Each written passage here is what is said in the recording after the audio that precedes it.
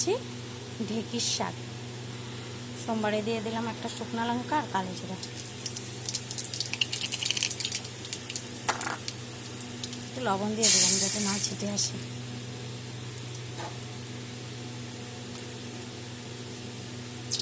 সোমবারটা ভাজা হয়ে গেছে। এখন কেটে ধুয়ে রাখা এক মুঠা ঢেঁকির শাক আর 3টা কাঁচা লঙ্কা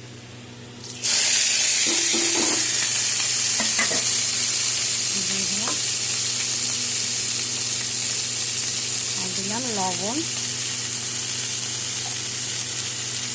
আর হলুদ দিয়ে দিলাম। যতটা শাক ততটা বুঝে আর কি লবণ দিতে দিতে হবে। আমাকে 1 মুঠো শাক, এই জন্য আমি বেশি লবণ দিই, আধা চামচ দিয়েছি আর আধা চামচ হলুদ।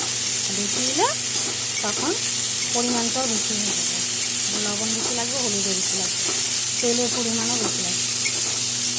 1 মুঠো শাক, এই জন্য লবণ আমি 100টা বেশি দিই, আধা চামচের থেকেও কম দিয়েছি, হলুদও আধা চামচের থেকেও কম দিয়েছি। শাকটা আমার মোটামুটি হয়ে এসেছে, জলও শুকিয়ে গেছে। এখন দিয়ে দেবো এখানে 6-7 কোয়া রসুন থেতো করে দিয়ে দিলাম আর দিব অল্প চিনি।